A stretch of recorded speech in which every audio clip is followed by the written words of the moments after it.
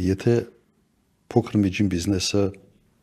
98 թվականին կազմել է համախառն ներքին արդյունքի 13%, 2008 թվականին արդեն կազմել է 46%։ Երևի լավ կյանքից է, չէ՞ դա կատարվել լավ պայմաններից։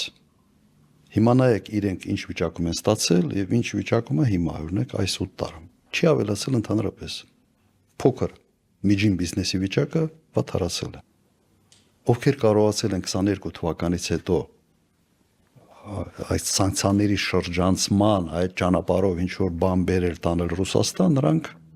ինչ որտեղ նորմալ վիճակում են։ Բայց սա կախված է կոնկրետ իրավիճակի հետ։ Սա արտադրական հզորություն չի ավելացրել ընդհանրապես։ Եվ այն օրը, երբ սանկցիաներից Ռուսաստանը ազատվի, լրջագույն պրոբլեմա ունենալու Հայաստանի տնտեսությունը, կոլապս է լինելու, ուղղակի ես դրա մեջ չեմ կասկածում։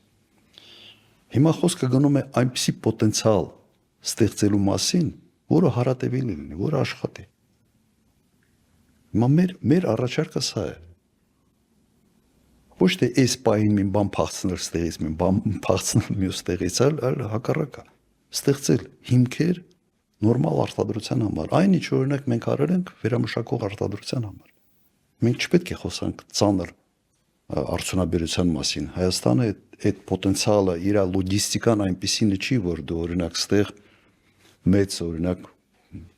կամազի տիպի մեքենաներ սարքես, ֆուրեր սարքես։ Բարձրավոր այդպես չի։ Բայց մտնել սեգմենտների մեջ, որտեղ դու կարող ես լիարժեք քո մրցակցային առավելությունը օգտագործել, ոչ թե հնարավոր է, պարտավոր են անել։ Ես մի օրինակ մեկ անգամ մենք քննարկելուց մի օրինակ բերել եմ, Հարավային Կորեան եղել է ագրարային երկիր,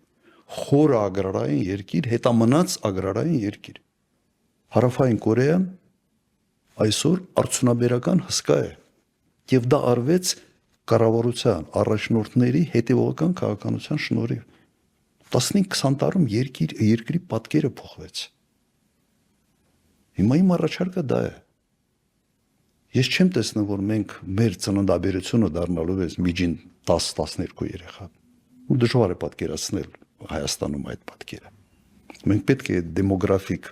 հարցերով զբաղվենք, բայց պետք է այնպիսի տնտեսական մոդել ստեղծենք, որ Հայաստանը այլ կերպ պետք է զարգանա։ Այն ինչ տեսնում եմ, սա ավելի շատ sense առևտուր, ավելի շատ ծառայություններ, առևտուր, ծառայություններ։ Հենց այդ ոլորտից է։ Լավ է, սա պետք է լինի, բայց սա հարատևելի հիմքեր զարգացման համար չի ստեղծում։